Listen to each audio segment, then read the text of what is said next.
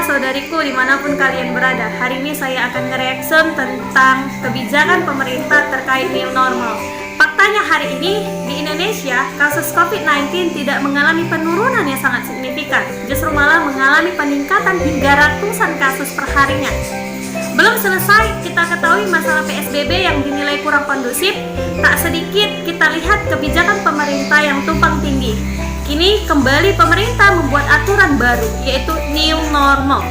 Secara tak langsung, pemerintah menyarankan agar kita itu hidup berbarengan dengan virus, dengan harapan diterapkannya aturan baru ini dapat memulihkan ekonomi negara. Bahkan mulai hari ini berbagai jenis industri dan jasa beroperasi kembali. Bahkan juga mulai besok ya kan tanggal 2 Juni 2020 sekolah diaktifkan kembali. Ya juga di daerah tempat saya tinggal seperti nggak ada kejadian sama sekali. Bukankah kita ketahui virus itu akan meredah ketika interaksi itu dijaga? Tetapi justru malah kebijakan pemerintah membuat luka kita yang belum terobati akan pandemi yang semakin merajak, malah justru luka ini semakin ternganga kembali. Bukankah kebijakan ini sangat berbahaya, bagaikan bom waktu yang siap meledak kapanpun dan dimanapun? Atau bisa kita bilang ibarat sebuah bayi yang dipaksakan lahir sebelum waktunya. Nah, ini akan menimbulkan kerusakan yang lebih parah lagi.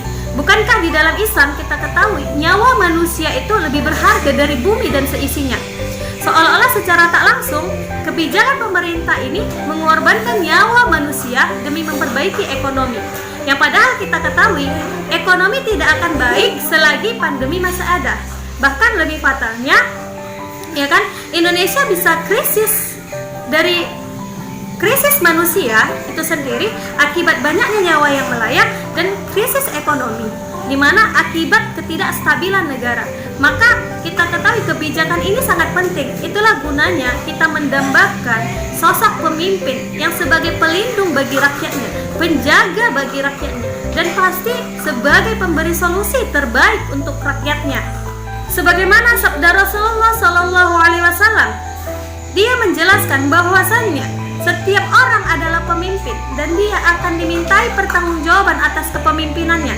Begitupun engkau para penguasa merupakan pemimpin bagi rakyatnya dan semua itu akan dimintai pertanggungjawaban. Begitulah bunyi dalam hadis riwayat Muslim.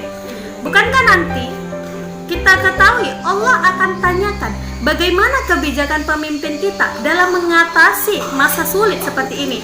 Maka kita lihat pemimpin yang beriman itu perlu yang hanya takut kepada Allah. Kenapa? Karena ketika dia sudah takut kepada Allah, maka dia akan mengusahakan yang terbaik untuk rakyatnya. Seperti halnya kita bisa bercermin seperti Khalifah Umar bin Khattab yang menghabiskan seluruh kekayaannya, yang menghabiskan seluruh kekayaan negaranya untuk melindungi rakyatnya. Karena itu ia hanya takut kepada Allah, karena dia sadar nanti akan Allah mintai pertanggungjawaban bagaimana atas tindakan kebijakan yang dia ambil untuk mengurusi rakyatnya. Maka hal itu pentingnya sebuah pemimpin dalam mengambil kebijakan demi kemaslahatan masyarakat. Ya kan, kita nilai dari kebijakan new normal ini tadi merupakan bukan solusi solutif yang harus diterapkan pada saat kondisi yang dimana virus ini semakin mengganas. Maka itu kepada pemerintah, gunakanlah pangku kekuasaanmu untuk memberikan solusi terbaik demi kemaslahatan umatmu. Yakinlah ketika engkau memberikan yang terbaik untuk rakyatmu, Allah juga akan memberi yang terbaik untukmu. Assalamualaikum.